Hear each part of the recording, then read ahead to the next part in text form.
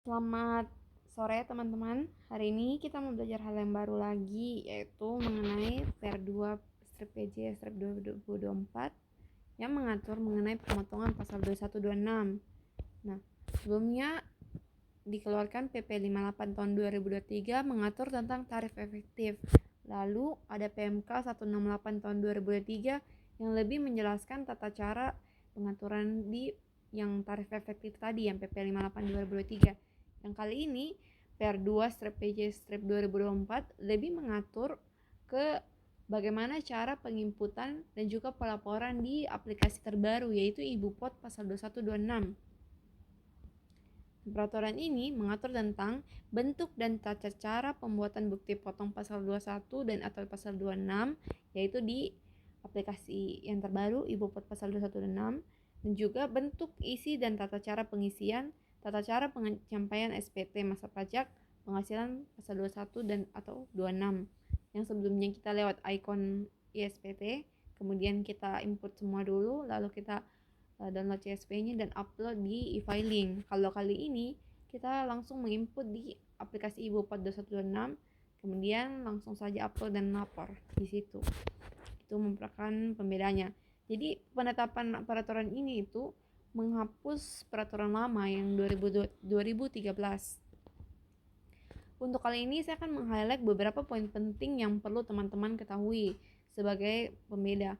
Apabila teman-teman ingin mengetahui lebih lanjut, teman-teman dapat membaca peraturan tersebut dengan cara mengetik PR2 strip PJ 2024 dan silakan langsung baca. Tapi yang kali ini hanya beberapa poin pentingnya saja ya.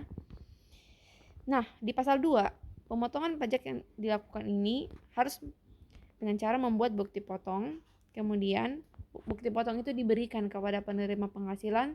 Kemudian kita laporkan bukti potong itu ke Dirjen Pajak dengan menggunakan SPT masa pajak. Ini masih sama dengan sebelumnya, tapi salurannya saja yang berbeda. Kemudian, ini agak berbeda di bagian ayat 2, bukti pemotongan pasal 21 dan pasal 26 ini terdiri dari yang pertama, yang bersifat tidak final, kemudian yang kedua final, dan yang ketiga untuk pegawai tetap. Nah, ini untuk pegawai tetap ini yang baru. Karena sebelumnya itu kita di akhir tahun baru muncul bukti pemotongan untuk pegawai tetap, sedangkan yang kali ini setiap dilakukan pemotongan setiap masa ataupun bulan itu akan otomatis terbentuk bukti potongnya. Lanjut di pasal 3, bukti pemotongan PPh pasal 21 dan 26 ini tidak perlu dibuat dalam hal tidak terdapat pembayar penghasilan. Nah, iya, masih sama seperti sebelumnya. Kalau misalkan tidak terima penghasilan apapun 0, maka tidak dibuat bukti potong. Tapi ketika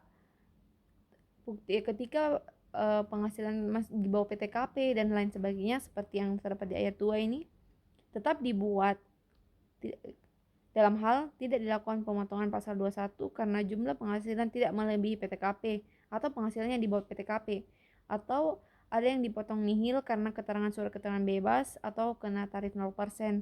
Kemudian ada juga yang kasusnya DTP atau ditanggung pemerintah.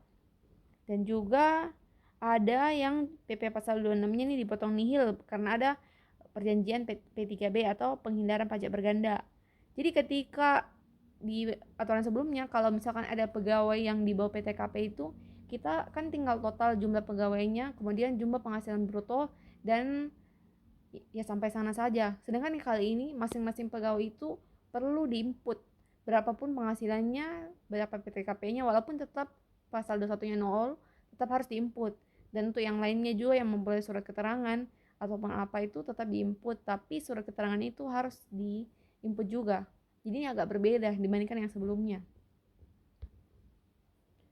Nah, kemudian yang di pasal 12 yang tadi, pemotong pajak dapat memberikan yang pertama yang tidak final, kemudian yang bersifat final, dan yang pasal 21 bulanan. Nah, yang ketiga ini yang tadi itu yang baru.